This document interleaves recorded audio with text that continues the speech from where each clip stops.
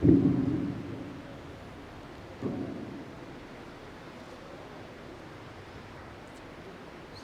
نے گزارش کا سر کہ پہلی مجلس سے خطاب فرمائیں گے مولانا سید ظفر عباس شفیع صاحب.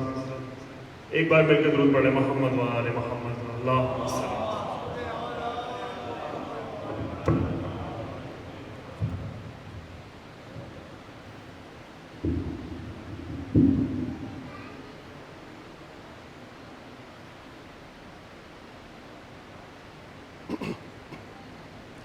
فاتحہ.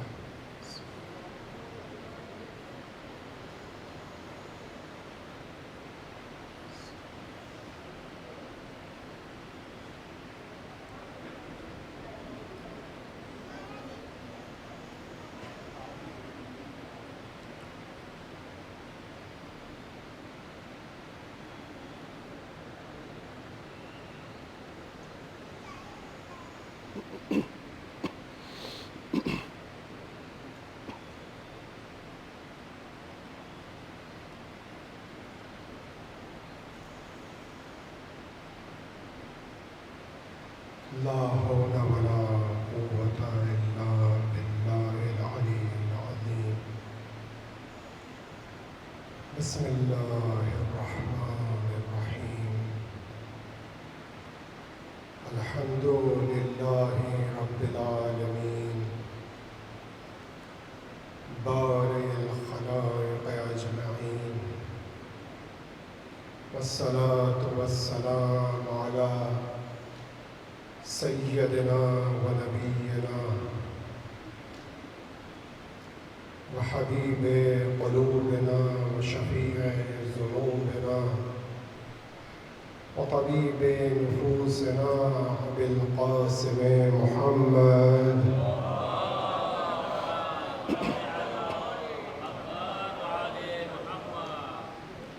وآله الطيبين الطاهرين المعصومين المنتجبين الهداة المهديين المعصومين، سيما بقية الله في الأرضين.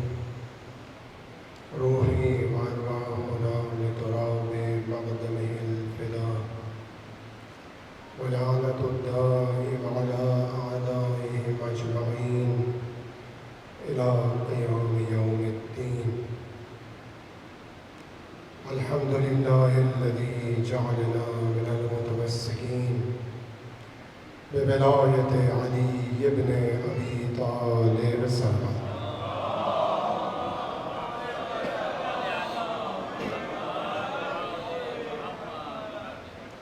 أما بعد، قال الله الحكيم في كتابه المبين: بسم الله الرحمن الرحيم.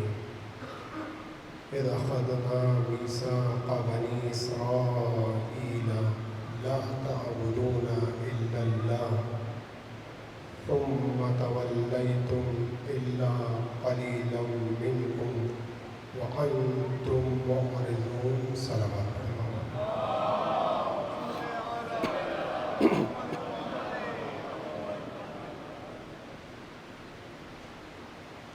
عزاداران مظلوم کربلا،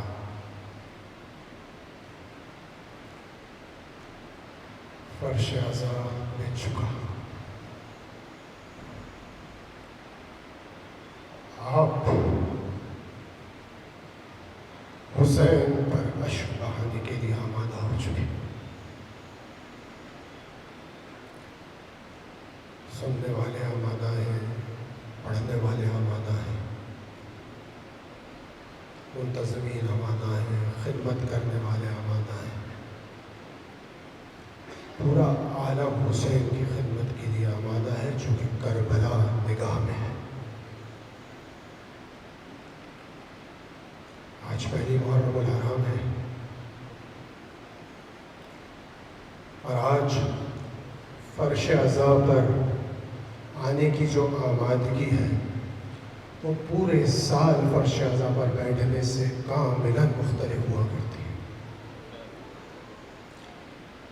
آج ہر عزادار، ہر عاشق حسین ایک مختلف آمادگی کے ساتھ فرش عزا پر آتا ہے۔ ہر قلب حسین سے متصل ہونا چاہتا ہے، حسین سے جڑنا چاہتا ہے،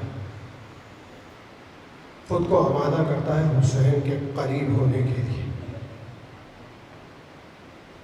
حسین کو محسوس کرنے کے لیے۔ لیکن یہ آمادگی کیا ہونی چاہیے، اس پر غور کرنا ہر عزادار کی شخصی ذمہ داری ہے، نہ اجتماعی ذمہ داری۔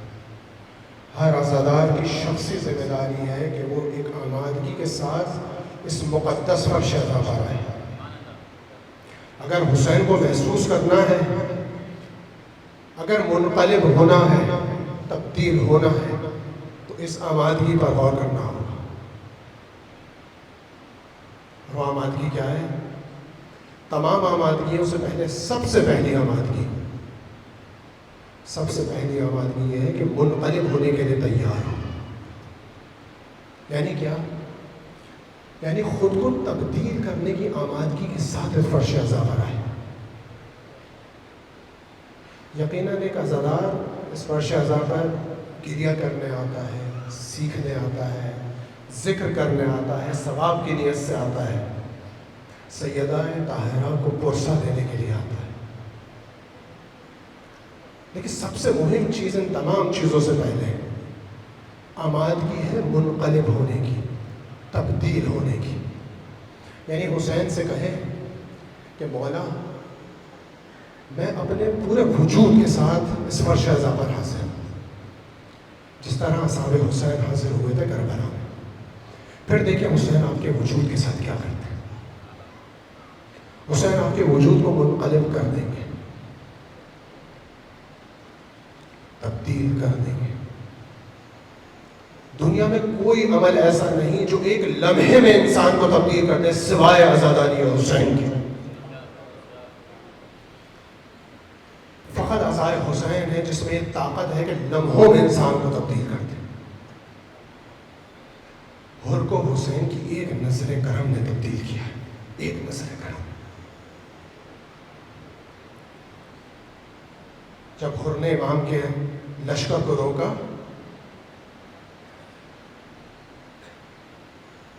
اور امام نے کہا کہ اے حر، تیری ماں تیرے غم میں بیٹھے ہیں، تو حر نے کہا کہ اگر عرب میں کوئی اور یہ جرأت کرتا تو میں اس کو جواب دیتا، لیکن خدا کی قسم آپ کی ماں کا نام بغیر احترام کے نہیں لے سکتا۔ یہ وہ وقت تھا جب لطف الہی حر کے شامل حال ہو رہا تھا، اور اسی لطف الہی نے عاشور کے روز حسین کے قدموں میں حر کو جھکا دیا۔ بس ضروری ہے کہ منقلب ہونے کی آمادگی کے ساتھ اس فرش عزا پر آئے، اور اس کی ایک شرط ہے، حسین کی معرفت ہو، اور حسین کی معرفت کے حق کے ساتھ، حسین کی معرفت کے حق کے ساتھ اس فرش عزا پر آ کر حسین سے متصل ہوا جائے۔ اور حسین کے حق کی معرفت یہ ہے کہ کربلا میں جو حسین نے خون بہایا ہے نا، اس خون کو مد نظر رکھ کر کربلا کو ایک بلند نگاہ سے دیکھا جائے، کیونکہ جب تک کربلا کو بلند نگاہ سے نہیں دیکھا جائے گا، نہ شخصیت میں انقلاب آئے گا، نہ معاشرے میں انقلاب آئے گا۔ اور بلند نگاہ کیا ہے؟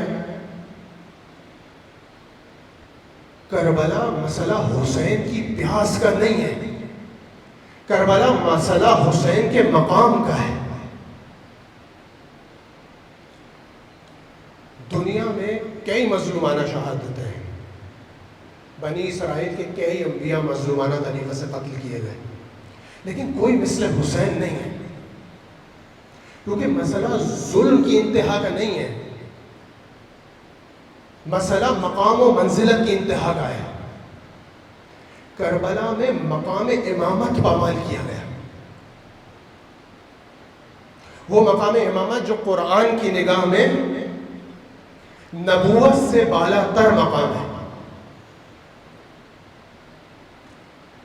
ابراہیم علیہ السلام خواب دیکھتے ہیں کہ اسماعیل کو ذبح کر رہے ہیں. بیٹے کے پاس آئے اور کہا بیٹا ایسا خواب دیکھا ہے, چاہتا ہوں تمہیں خدا کی بارگاہ میں قربان کر دو. اسماعیل فرماتے ہیں کہ جیسا آپ کہو, لے کر چلے. ذبح کرنا چاہا, داستان آپ جانتے ہیں, واقعہ آپ کے نظروں میں ہے. پروردگار نے اس ابراہیم کی قربانی کو قبول فرمایا, اور قبول فرمانے کے بعد خطاب کیا ابراہیم سے, انی جاعلک للناس اماما, ہم نے تمہیں لوگوں کے لیے امام قرار دیا. ابراہیم نبی ہیں, ابراہیم اولو العزم پیغمبر ہیں, لیکن اس امتحان کے بعد ابراہیم امام بن رہے ہیں. یعنی یہ وہ مقام امامت ہے جو نبوت اور اولو العزم پیغمبر ہونے کے بعد عطا ہوتا ہے. ایسا ہی بس پیغمبر کا رتبہ سب سے اعلیٰ رتبہ کیوں ہے؟ کیونکہ پیغمبر سب سے بلند نبی بھی ہے, سب سے بلند امام بھی ہے, اور اس کے بعد جو بلند ترین مرتبہ ہے وہ سلسلہ امامت ہے. بس اس نگاہ سے دیکھنے کی ضرورت ہے کربلا کو, کہ جب مقام امامت اتنا بلند ہوگا تو اس سے حسد بھی اتنا ہی بلند ہوگا. کربلا میں 72 کے مقابلے میں 33,000 کا لشکر ہے. تقسیم کر کے دیکھیے, تقریباً 500 گنا لشکر کربلا میں حسین کے مقابلے میں کھڑا ہے. یہ کربلا میں حسین سے بیعت لینے آئے تھے, یہ حسین سے مماثلت کرنے آئے تھے, حسین سے گفتگو کرنے آئے تھے؟ نہیں, یہ کربلا میں اسلام کو نابود کرنے آئے تھے. یہ کربلا میں ذریت نبی کو نابود کرنے آئے تھے, خانوادہ نبی کا نام و نشان مٹانے آئے تھے.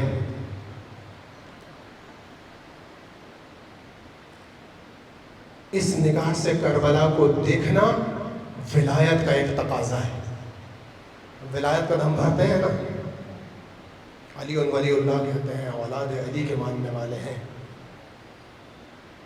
اس ولایت کا تقاضا ہے کربلا کو اس نگاہ سے دیکھا جائے, کیونکہ جب تک کربلا کو اس نگاہ سے نہ دیکھا جائے گا, نہ معاشرے میں انقلاب آئے گا, اور وہ جو بارواں منتظر ہے وہ ظہور نہیں کرے گا. اس نگاہ سے دیکھنا ہے, اور اس کے لیے ضروری ہے کہ ولایت کے مفہوم کو سمجھا جائے. اشرے کا موضوع آپ کی خدمت میں ہے, ولایت اور حاکمیت امام. ولایت تو ہم سب جانتے ہیں, حاکمیت بھی یقیناً آپ جانتے ہیں. فقط ایک طالب علم ہونے کی حیثیت سے آپ کی خدمت میں عرض کر رہا ہوں, ولایت کا مفہوم بھی جاننا ضروری ہے, اور حاکمیت کا مفہوم بھی. حاکمیت یعنی کیا؟ یعنی جس کے پاس ولایت ہے اس کو معاشرے کا حاکم بھی ہونا چاہیے, کیونکہ ولایت اگر فردی رہے گی تو معاشرے میں کوئی تبدیلی نہیں آئے گی. جب یہ ولایت اجتماعی ہوگی تو حاکمیت ولی خدا وجود میں آئے گی. یہاں سے تبدیلی کا آغاز ہوگا, اور اسی حاکمیت کو روکنے کے لیے تمام معصومین کو قتل کیا گیا.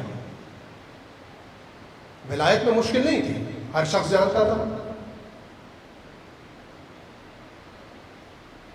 غدیر کے بعد ولایت موجود ہے, 4 افراد نہیں صحیح, ولایت موجود ہے, لیکن سقیفہ میں حاکمیت علی ابن ابی طالب کو روکا گیا.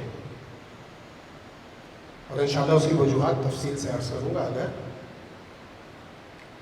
بشرط حیات اور توفیق الہی.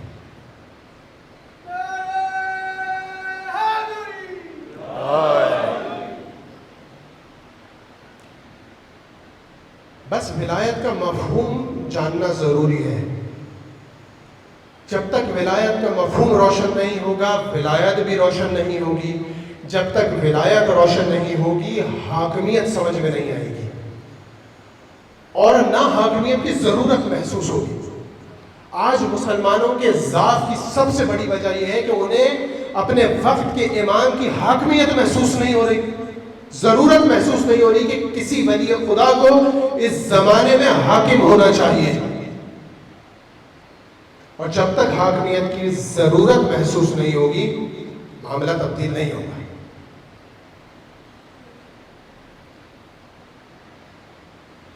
ولایت یعنی کیا؟ ولایت یعنی رہبری، ولایت یعنی سرپرستی۔ معاشرے پر کسی کی ولایت ہونی چاہیے، یعنی معاشرے پر کسی کی سرپرستی ہونی چاہیے، کسی کی رہبری ہونی چاہیے جو معاشرے کو ایک سمت ہدایت کرے۔ اور یہ کس کی ہونی چاہیے؟ وہ جو انسان کامل ہو، ہر جہت سے، ہر لحاظ سے، مادی لحاظ سے بھی، معنوی لحاظ سے بھی۔ اور وہ انسان کامل فقط معصوم کی ذات ہے اور کوئی نہیں ہے۔ بس واضح ہے کہ ولایت کا حق سوائے معصوم کے کسی کو نہیں ہے۔ باولایت معاشرہ اور بے ولایت معاشرے میں فرق ہے۔ بے ولایت معاشرہ یعنی آزاد معاشرہ، جس کا آج دم بھرا جاتا ہے پوری دنیا میں۔ آزاد معاشرہ یعنی لبرل معاشرہ، سیکولر معاشرہ، کمیونسٹ معاشرہ، سوشلسٹ معاشرہ، یہ تمام آزاد معاشرے ہیں۔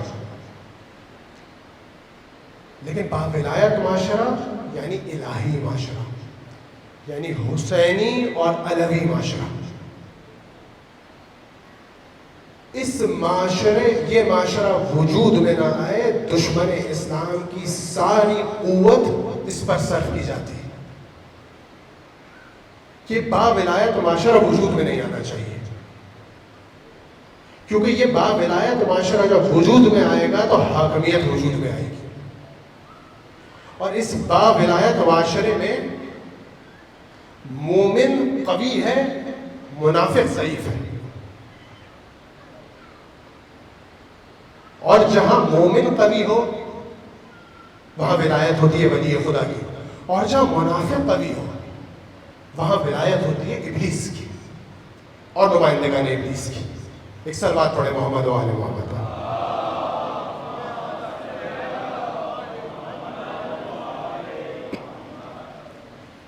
ولایت کا ایک معنی ہے عہد، اور یہ معاشرے کے افراد طے کرتے ہیں کہ وہ کس کے ساتھ عہد کر رہے ہیں۔ عہد ولی خدا سے بھی ہو سکتا ہے، ولی ابلیس سے بھی ہو سکتا ہے۔ اور کسی اس بات پر شمر اور عمر سعد لعنت اللہ علیہ جب عہد کیا جاتا ہے کسی سے تو پھر انسان ہر حد تک جانے کے لیے تیار ہو جاتا ہے۔ شمر اور عمر سعد پستی کی حدوں میں، کیونکہ ان کا عہد کہیں اور سے تھا، لیکن اگر اس طرف آ کر دیکھیں تو اصحاب حسین کا عہد ولی خدا سے تھا، اس لیے بالا ترین حدوں تک پہنچ گئے۔ ایسا ہی بس یہ معاشرے کے افراد طے کر رہے ہیں کہ انہیں کن کے ساتھ عہد کرنا ہے، ولی خدا کے ساتھ یا ولی ابلیس کے ساتھ۔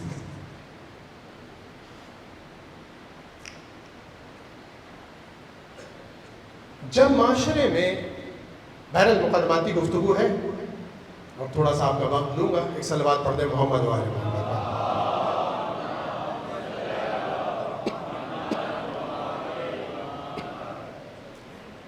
جب معاشرے میں ولایت ولی خدا ضعیف ہو جائے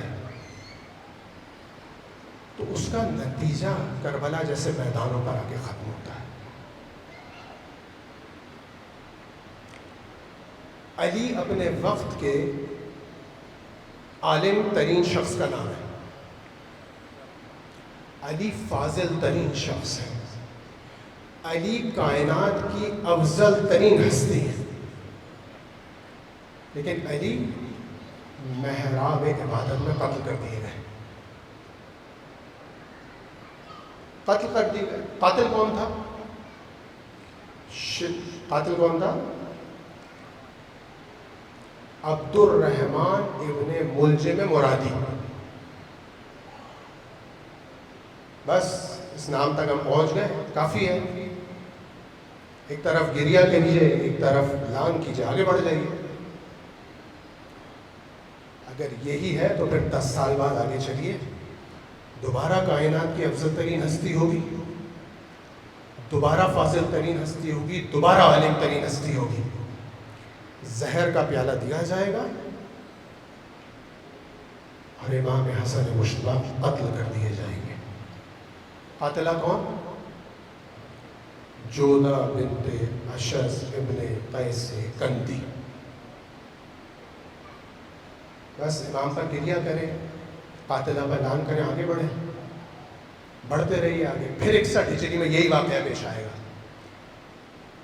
پھر ولی خدا ہوگا، پھر عالم ترین ہستی ہوگی، پھر کائنات کی افضل ترین ہستی ہوگی. کربلا کا میدان ہوگا اور وہی جو امت کا امام ہے، وہی امت اسے نیزے اور تلواروں سے مارے گی، تنہا میدان میں کھڑا کر کے. یعنی یہ کوئی آسان بات ہے جس سے آسانی سے گزر جایا جائے؟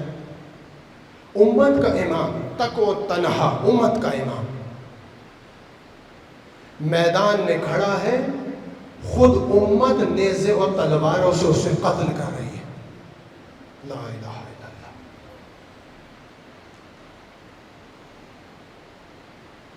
حسین کا قاتل کون ہے؟ شمر ابن ذوالجوشن. یہاں کیا کریں؟ گریہ کریں 10 دن، 2 مہینہ، 8 دن، آگے بڑھے. حسین نے کہا رکو، نہیں رکو، ایسے نہیں جانے دوں گا آگے. کربلا برپا کی ہے حسین. اب میں تمہیں بتاؤں گا کہ قاتل ہے کون. امام نے کہا شمر ابن ذوالجوشن شمر و جالس علی صدر الحسین. شمر حسین کے سینے پر بیٹھا تھا. شمر تابع کس کا تھا؟ شمر عمر سعد کا تابع تھا. عمر سعد کس کا تابع ہے؟ عبید اللہ ابن زیاد کا. عبید اللہ ابن زیاد کس کا تابع ہے؟ یزید کا. یزید کسی کا تابع ہے؟ ہاں، یزید بھی کسی کا تابع ہے، انشاءاللہ آنے والی گفتگو میں. حسین نے کہا میں تمہیں شمر تک نہیں رکنے دوں گا، میں اس باطل نظام کے چہرے سے نقاب کو ہٹا کر جاؤں گا. میں تمہیں بتاؤں گا کہ ایک قاتل نہیں ہے، یہ نظام ظلمت ہے، یہ نظام قاتل ہے، یہ نظام قاتلین ہے. اس کے چہرے سے نقاب ہٹائیے حسین نے کربلا میں. اسی لیے 1400 سال گزر جانے کے باوجود آج بھی اگر کوئی ایک مکتب باقی ہے وہ تو مکتب حسین ہے. صلوات پڑھے محمد و آلہ.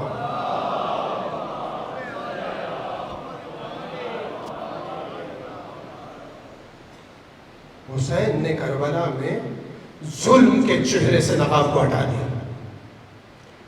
وہ افراد جو یہ تصور کر رہے تھے کہ قاتل وہ ہے جس کے ہاتھ میں فقط تلوار ہے، حسین نے کہا یہ نہ سمجھنا، جب تک یہ سمجھتے رہو گے ولی خدا قتل ہوتا رہے گا، ولی خدا قتل ہوتا رہے گا. اور اگر آپ کربلا پر غور کریں تو حسین نے ایک اور چہرے سے بھی نقاب کو ہٹایا.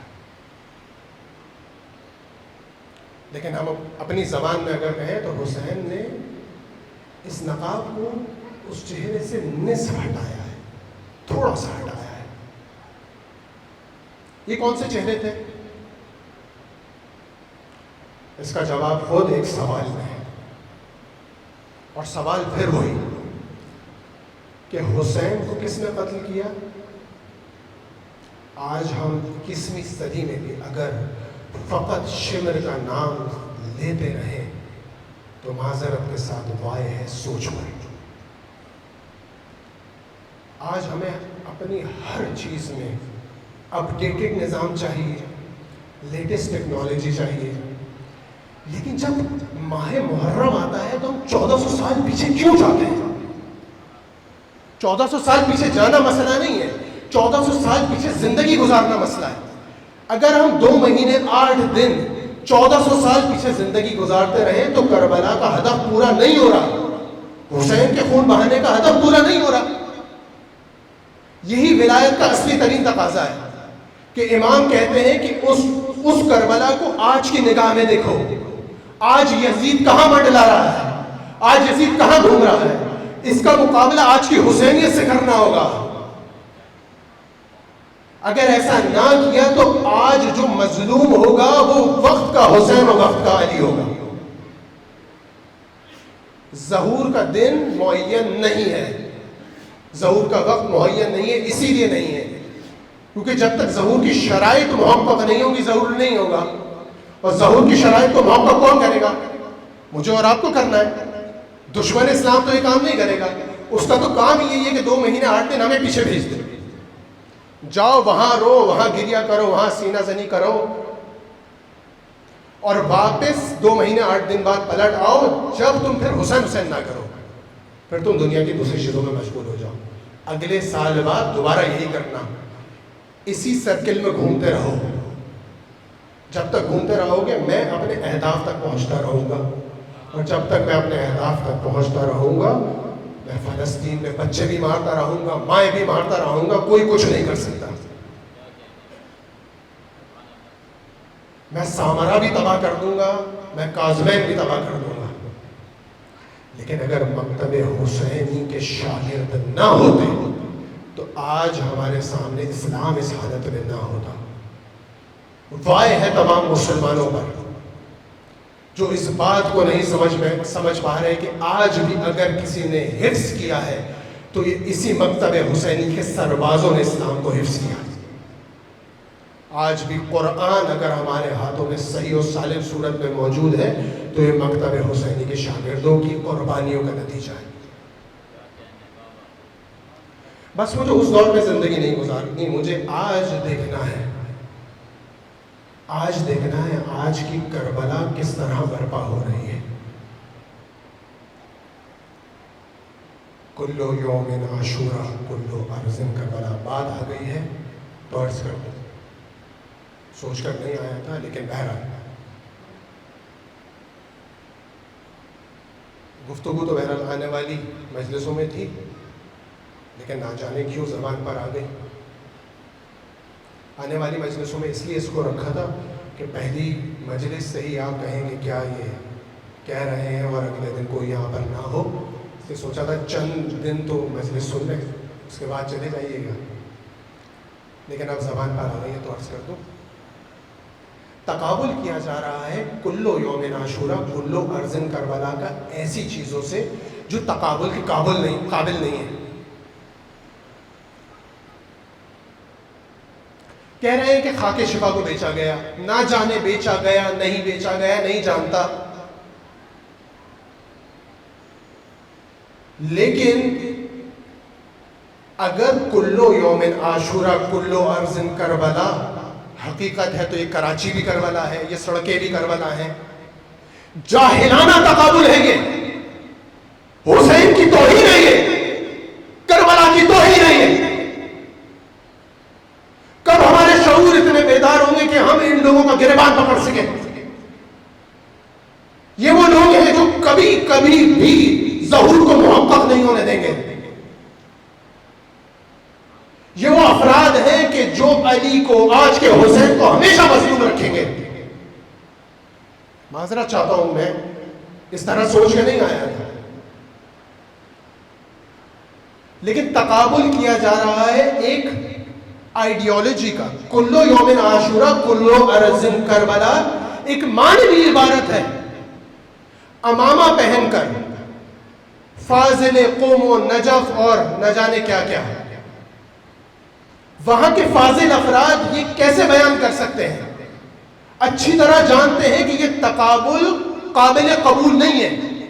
کربلا کی خاک ایک مادی چیز ہے، کلو یوم عاشورہ کلو ارض کربلا ایک آئیڈیالوجی ہے، ایک نظریے کا تقابل ایک مادی چیز سے نہیں ہو سکتا۔ یہ جانتے ہیں یہ کیا کر رہے ہیں، لیکن ہم اور آپ نہیں جانتے یہ کیا کر رہے ہیں، اس لیے ہمیں گمراہ کر رہے ہیں۔ یہ چاہتے ہیں کہ ہم اپنی اصل سے دور ہو جائیں. یہ دشمن کے کارن ہیں، میں کسی کا نام نہیں لینا چاہ رہا، لیکن یہ بات جس پر صادق ہوتی ہے وہ دشمن کا کارندہ ہے. آج دشمن ہمارے درمیان فساد کر رہا ہے، ہماری صفوں میں موجود ہے، کیونکہ آج آخر الزمان ہے. ہم اپنے امام کو کیا کہتے ہیں؟ امام آخر الزمان کہتے ہیں نا، یعنی ہم عقیدہ رکھتے ہیں کہ یہ آخری زمانہ ہے. ایسا ہی ہے. تو اس کا فتنہ بھی فتنہ آخر الزمان ہے، اور اس فتنے میں یہ سب ایجاد ہوگا. فقط حسین سے متصل افراد اس فتنے کو سمجھ سکیں گے اور جان سکیں گے کہ یہ کہاں لے جانے کی تیاری ہے. جملہ کہہ دوں، یہ کہاں لے جانے کی تیاری ہے. جہاں کربلا میں 18,000 خط کہہ رہا ہوں، 18,000 مہریں، 18,000 افراد نہیں تھے. افراد کی تعداد یقیناً اس سے زیادہ تھی. ان افراد کو ایک مرتبہ حسین کی مسیر سے جدا کر دیا گیا. اسی فتنے کے تحت فتنہ کیا گیا تاکہ ولی خدا معاشرے میں تنہا ہو جائے. آج کے ولی خدا کو بھی تنہا کرنے کی کوشش کی جا رہی ہے، تاکہ جب مجبوراً اس کا ظہور ہو، جو یہ جانتے ہیں، جو یہ مانتے ہیں، عقیدہ رکھتے ہیں، تو اسے آسانی سے قتل کر دیا جائے، جس طرح 11 قتل کیے گئے. اب آپ کہیں گے کہ خدا کا وعدہ ہے، آخری حجت ہے، قتل نہیں ہو سکتی. تو میں بھی تو آپ سے یہ کہہ رہا ہوں، خدا کا وعدہ ہے کہ آخری حجت قتل نہیں ہو سکتی، اس لیے کبھی ظہور نہیں ہوگا، کیونکہ وہ اسے قتل نہیں ہونے دینا چاہتا. تو یہ مظلومیت کس کی ہے؟ ہم مظلوم رہ جائیں گے، ہم بے چارگی میں چلے جائیں گے، ہم گمراہی میں چلے جائیں گے. یہ ہماری بے چارگی ہے کہ ہمارا امام پردہ غیبت میں ہے، اس کے فیض سے مستفید نہیں ہو رہے. ہم آج کیا سوچتے ہیں کہ اس وقت میں ہوتے. کس وقت میں ہوتے؟ کہ جب امام تھے، رسول خدا تھے، ہم ان کی زیارت کرتے ہیں. آج وقت کا امام موجود ہے، اس کی زیارت ہو سکتی ہے. فقط میں آپ کی بات ہی نہیں کر رہا، آپ مومنین ہیں، فرش عزا پر آئے ہیں. پیغمبر اکرم فرماتے ہیں اِنَّ لِقَتْلِ الْحُسَيْنِ حَرَارَةً فِي قُلُوبِ الْمُؤْمِنِينَ لَا تَبْرُدُ أَبَدًا. حسین کے قتل سے کربلا کے بعد مومنین کے قلب میں ایسی حرارت ایجاد ہوگی، ایسی گرمی پیدا ہوگی جو کبھی قیامت تک ٹھنڈی ہونے والی نہیں ہے. آپ اس کا مصداق ہیں. اس حرارت کا مصداق آپ ہیں کہ دنیا کی تمام آسائشوں کو چھوڑ کے آج آپ فرش عذاب بیٹھے. دشمن آپ کو اس جگہ سے منحرف کرنا چاہتا ہے، یاد رکھیں. جس طرح سے دشمن نے انہی صفوں سے کہ جب مسلم نے مغربین کی نماز پڑھ کے پیچھے دیکھا تو کوئی نہیں تھا، دشمن آپ کو ان صف اعضاء سے ہٹانا چاہتا ہے تاکہ وقت کا ولی تنہا رہ جائے، وہ معاشرہ وجود میں آئے جو سیکولر معاشرہ ہے. وہ سیکولر معاشرے میں امت کا امام مظلوم ہوتا ہے جسے بآسانی قتل کیا جا سکتا ہے. سیکولر معاشرہ یعنی کیا معاشرہ؟ بے دین معاشرہ. سیکولر معاشرے کا یہ مطلب نہیں ہے جہاں اسلام نہ ہو. سیکولر معاشرے کا مطلب ہے جہاں پہ دین نہ ہو.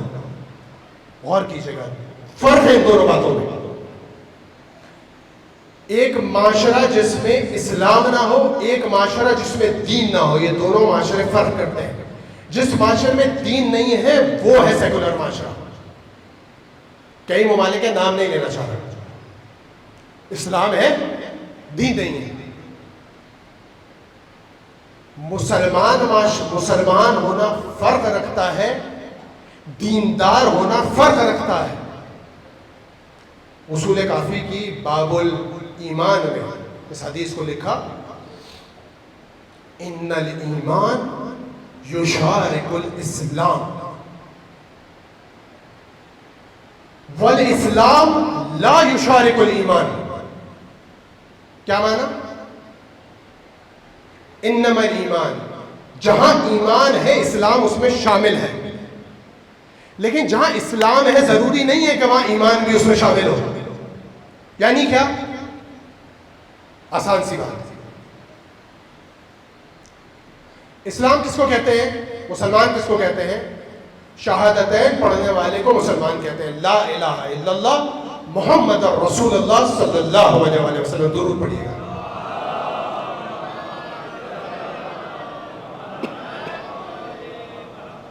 یہ مسلمان ہے.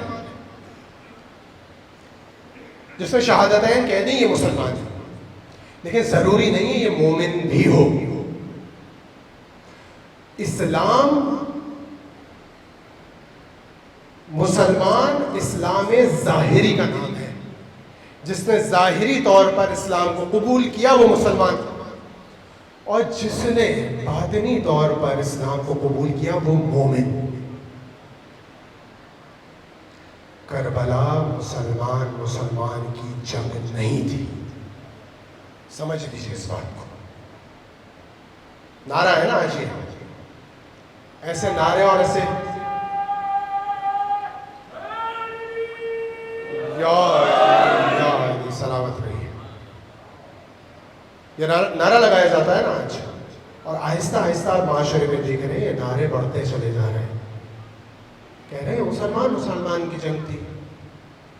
جانتے ہیں اس کے پیچھے کیا آئیڈیالوجی ہے؟ اس کے پیچھے آئیڈیالوجی ہے جسے کہتے ہیں نارملائز کرنا.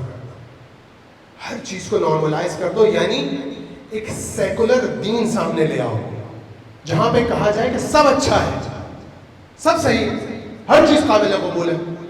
لیکن حسین کے در پہ ہر چیز قابل قبول نہیں ہے. ورنہ جب پیغام بھیجا گیا کہ بیعت کر لے تو حسین اپنی جان کو حفظ کر دے. حسین نے جان کو حفظ نہیں کیا. یمن سے بلاوا تھا حسین کا. حسین نے کہا وہاں نہیں جاؤں گا. جہاں سے بلایا جا رہا ہے حجت تمام کروں گا، کوفہ جاؤں گا. جانتے تھے خطرہ جان ہے، لیکن حسین اگر خطرہ جان کی وجہ سے پیچھے ہٹ جائے تو وہ حسین نہیں. بس فرق ہے اسلام لانے میں اور ایمان لانے میں. اس کو نارملائز نہ ہونے دیا جائے کہ یہ ایک مسلمان کی جنگ تھی. دقیق نکاح کی ضرورت ہے. مسلمان ہونا حق پر ہونے کا ملاک نہیں ہے. اگر مسلمان ہونا حق پر ہونے کا ملاک ہے قبلہ، تو پھر کربلا کی جنگ میں کیسے پتہ لگے گا کون حق پر تھا؟ دونوں طرف مسلمان تھے. جب دقیق نگاہ سے دیکھا جائے گا تو پتہ لگے گا کہ ایک وہ تھے جو اسلام کو بچا رہے تھے، ایک وہ تھے وہی اسلام کو بچانے والے جس نے اس اسلام کو تمہارے سامنے لا کے رکھا، اسی کی آل کی گردنیں کاٹ رہے تھے. یہ وہ افراد تھے جن کا ظاہر اسلام تو پورا تھا لیکن ان کے باطن میں اسلام نہیں تھا. ان کے باطن میں منافقت تھی. تو جب غور سے اور دقیق نظر سے دیکھا جائے گا تو پتہ لگے گا مسلمان کی جنگ نہیں تھی، یہ مومن اور منافق کی جنگ تھی. ایسا ہی ہے، مومن اور منافق کی جنگ مومن اور منافق کی ہے. اور دشمن اسلام چاہتا ہے کہ معاشرے میں منافقین کو جنم دیا جائے، کیونکہ یہ منافقین وہ افراد ہیں جن سے کچھ بھی کرایا جا سکتا ہے، کچھ بھی. عمر سعد کی اگر تاریخ پڑھیے تو باشعور افراد کے علاوہ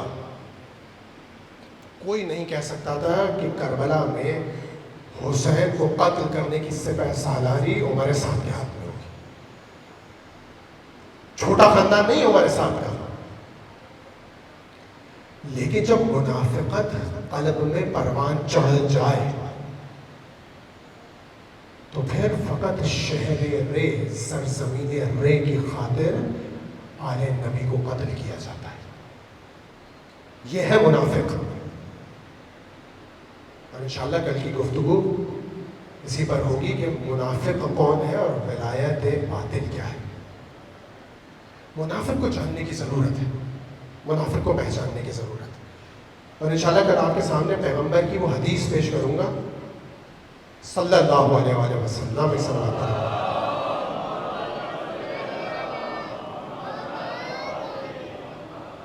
ایک حدیث ہے پیغمبر کی، انشاءاللہ کل آپ کی خدمت میں پیش کروں گا، جس سے بہت ساری چیزیں انشاءاللہ واضح ہو جائیں گی، لیکن ابھی دامن وقت میں گنجائش نہیں ہے۔ فقط یہ عرض کر رہا ہوں کہ منافق وہ ہے جو دشمن چاہتا ہے کہ اس منافق کو معاشرے میں ایجاد کیا جائے، کیونکہ یہ وہ افراد ہوتے ہیں کہ جو ظاہری طور پر اسلام کا لبادہ اڑے ہوئے ہوتے ہیں، لیکن اس سے ہر کام کرایا جا سکتا ہے، ہر کام کرایا جا سکتا ہے۔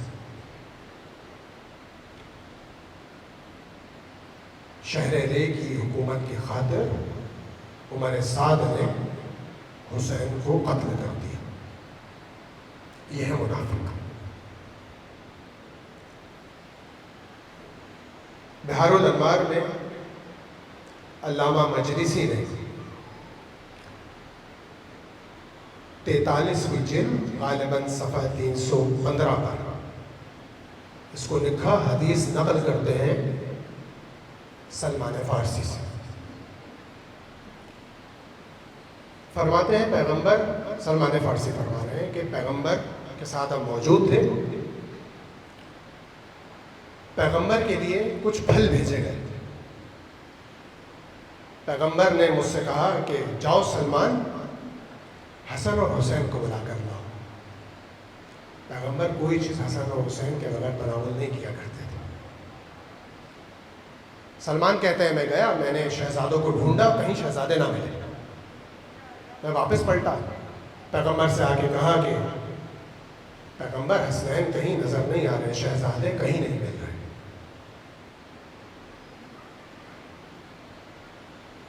پیغمبر ایک مرتبہ مضطرب ہو گئے۔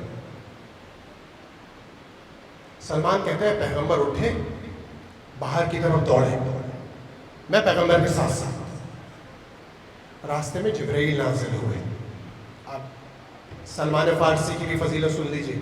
سلمان فارسی وہ ہیں جن کو پیغمبر نے کہا سلمان و منا اہل بیت۔ ثابت کہاں سے ہو رہا ہے؟ سلمان کو پتہ لگ رہا ہے کہ جبرائیل آ گئے، اور جو کاتب وحی ہیں کسی کو نہیں پتہ لگتا تھا کہ جبرائیل آ گئے، سلمان جانتے ہیں کہ جبرائیل آ گئے۔ سلمان کہتے ہیں کہ جبرائیل آئے، جبرائیل نے پیغمبر سے کہا کہ پیغمبر کیوں مضطرب ہو رہے ہیں؟ پیغمبر فرماتے ہیں، سنیے گا غور سے سنیے گا، نتیجہ ہے اس کا۔ پیغمبر فرماتے ہیں کہ میں حسنین کے حوالے سے یہود کے مکر و کینے سے خوفزدہ ہوں، یہود کے مکر و کینے سے خوفزدہ ہوں۔ جبرائیل کون ہے؟ جو خدا کا پیغام لے کے آتے ہیں۔ خدا کیا پیغام دے رہا ہے پیغمبر کو؟ جبرائیل کا جواب سنیے۔ جبرائیل کہتے ہیں کہ پیغمبر آپ یہود کے مکر و کینے سے زیادہ منافقین کے مکر و کینے سے خوفزدہ رہیے، کیونکہ منافقین کا مکر و فریب یہود کے مکر و فریب سے زیادہ خطرناک اور شدید ہے۔ یہ روایت کب کی ہے؟ پیغمبر کے تقریباً آخری زمانے کی۔ کس طرح ثابت ہو رہا ہے؟ حسنین کم از کم 3 یا 4 سال کے رہے ہوں گے، تو روایت ہے پیغمبر کی 7 یا 8 ہجری کی، یعنی پیغمبر کا آخری زمانہ ہے۔ اپنی بات کو تمام کر رہا ہوں، پیغمبر کا آخری زمانہ ہے، اور پیغمبر یہود کا سارا مکر و کینہ دیکھ چکے ہیں۔ پیغمبر نے اپنے بچپن کے واقعات بھی دیکھے ہیں، جوانی کے واقعات بھی دیکھے ہیں، اور تیزی کے ساتھ آپ کے سامنے عرض کر دوں کہ پیغمبر نے وہ بھی دیکھا ہے کہ جو پیغمبر کے آباء و اجداد کو یہود نے قتل کرنے کی کوششیں کی۔ اور بہرحال اگر انشاءاللہ کل وقت ہوا تو عرض کروں گا آپ کی خدمت میں کہ کس کس جگہ یہود کامیاب ہوئے پیغمبر کے اجداد کو قتل کرنے میں۔ خیر تیزی سے گزر رہا ہوں اس مرحلے سے، بس آخری بات اور اپنی زحمت تمام۔ پیغمبر نے جنگ خندق دیکھی ہے۔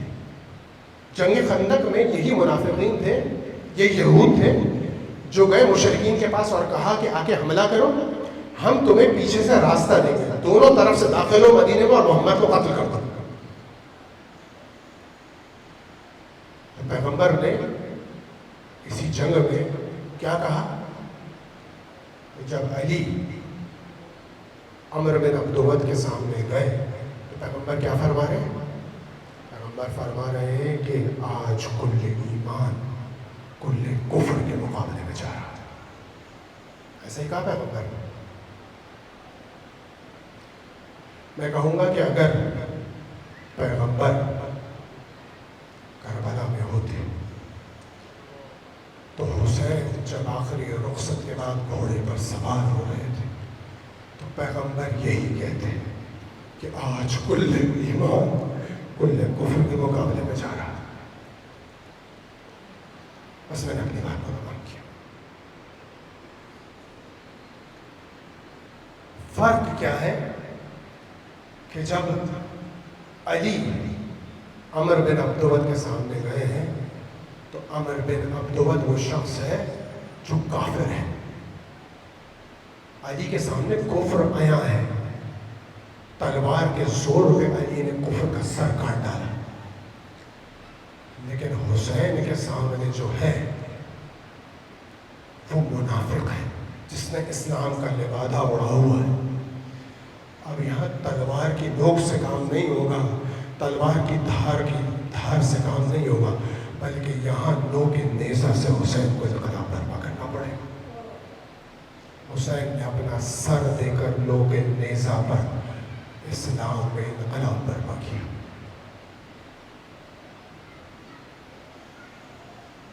آج اول محرم ہے اور اول محرم حق ہے کہ اول مظلوم کائنات کے مصائب سے آغاز کیا جائے. کون ہے اول مظلوم کائنات؟ علی ابن ابی طالب.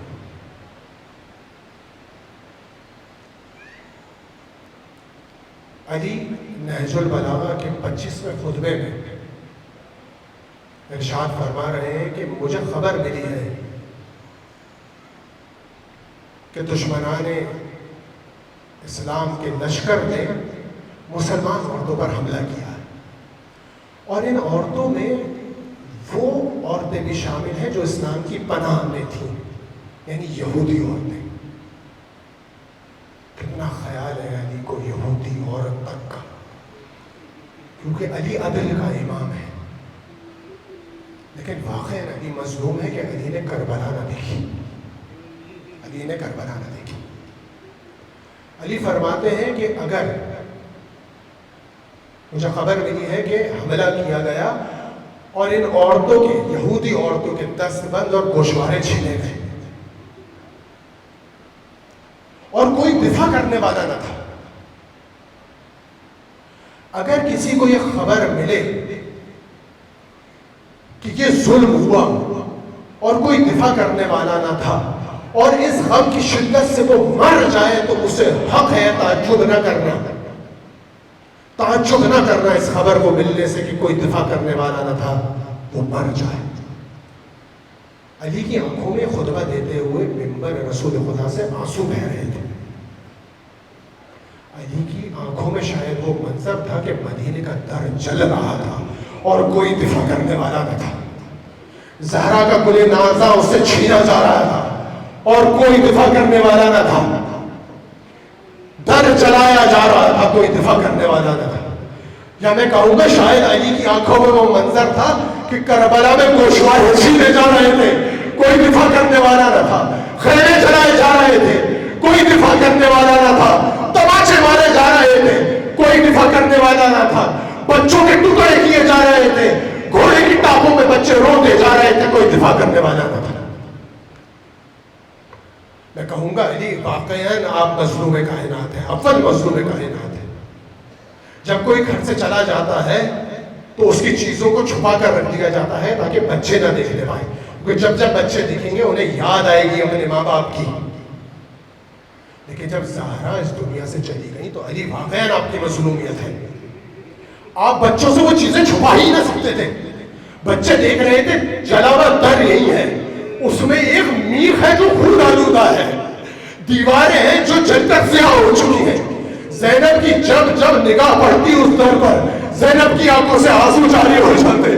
حسن جب جب اس کوچے سے گزرتے دیکھتے, یاد آتا کہ ماں کو کیسے تماچے مارے گئے تھے. آپ واقعی مظلوم ہیں, لیکن میں ہاتھ جوڑ کے کہوں گا مولا ہاتھ جوڑ کے کہوں گا، میں نے اپنی بات کو تمام کیا، ہاتھ جوڑ کے کہوں گا مولا جب آپ کے بچے گریا کرتے تو آپ ان کو سینے سے لگا لیا کرتے ہوں گے، زانوں پر بٹھا دیا کرتے ہوں گے، یہ جب آپ کی آنکھیں نم ہوتی ہوں گی بچے آگے آپ کے سینے سے لپٹ جایا کرتے ہوں گے، میں ہاتھ جوڑ کے کہوں گا مولا آپ کے پاس تو دلاسا دینے کے لیے کوئی ہے، آپ کو تو دلاسا دینے کے لیے کوئی ہے، لیکن کربلا میں یہ 4 سال کی سکینہ کیا کرے؟ اس کے پاس باپ کی کوئی نشانی نہیں ہے، نشانی کے طور پر سکینہ کے پاس باپ کا سر ہے جو 20 دنوں تک 40 منزلوں تک 1000 میل تک سکینہ کے ساتھ چلتا رہا، اور سکینہ 20 دنوں تک فقط حسین کے سر کو تکتی رہی، دیکھتی رہی، کبھی کوئی پتھر مار رہا ہے، کبھی کوئی خاک برسا رہا ہے، کبھی کوئی پانی پھینکتا ہے، کبھی کوئی آگ برساتا ہے، کبھی کوئی نیزے مارتا ہے۔ سکینہ اسی حالت میں شام پہنچی، سکینہ پر سختہ تاری ہے، والد زندان کیا گیا۔ یہ سر جو سکینہ کے ساتھ 20 دن سے چل رہا تھا، اب سکینہ کا بابا تو یہی تھا، ایک مرتبہ سکینہ کو بابا سے جدا کر دیا گیا، اب سکینہ کا فقط زندان شام میں یہی آہو کا ہے، میرے بابا کو بلا دو، میرے بابا کو بلا دو، بابا کو مجھ سے جدا کر دیا گیا۔ سکینہ نے اتنا گریہ کیا کہ سکینہ کو ایک الگ تاریخ زندان میں قید کر دیا گیا۔ سکینہ کا سکینہ کی آہو کا بند نہ ہوئی، آواز آئی کہ جاؤ حسین کا سر سکینہ کی جھولی میں ڈال دو۔ راوی کہتا ہے کہ حسین کا سر لایا گیا، وہ سکینہ جو حسین کو دیکھنے کے لیے بیتاب تھی، رو رو کے جس کی ہچکیاں بن چکی تھی، حلق خشک ہو چکا تھا، گریے سے آہو بکا سے زندان بلند تھا۔ ایک مرتبہ جب حسین کا سر لا کے سکینہ کی جھولی میں رکھا گیا، بس سکینہ کو سفتہ داری ہو گیا جو بلند گریہ کر رہی تھی۔ ایک مرتبہ سکینہ کو غش آیا، سکینہ غش کھا کے حسین کے سر پر گری، آخری ہچکی دی، روح سکینہ کے بدن سے پرواز کر گئی، زندان میں آہو بکا بلند ہوئی، حسین کی آخری نشانی کو ہم سے چھین لیا گیا۔ انا للہ و انا الیہ راجعون، انا للہ و انا الیہ راجعون، لعنت اللہ علی القوم الظالمین وسیعلم الذین ظلموا ای منقلب ینقلبون۔ بار الہ ہماری اس قلیل سی عبادت کو بحق حسین، اولاد الحسین، اصحاب الحسین اپنی بارگاہ میں قبول و مقبول فرما۔ اس مجلس عزا میں، اس فرش عزا پر جتنے بھی شرکاء بیٹھے ہیں، یہ حسین کے ماننے والے ہیں، یہ حسین غم میں آنسو بہانے والے ہیں، ان کی حفاظت فرما، ان کی دعاؤں کو مستجاب فرما، ان کی تمام عارضوں کو بحق حسین و اولاد حسین قبول فرما۔ امام زمان علیہ السلام کے ظہور میں تعجیل فرما، ہمیں ان کے انصار و اعوان میں شمار فرما۔ ربنا تقبل منا انک انت السمیع العلیم۔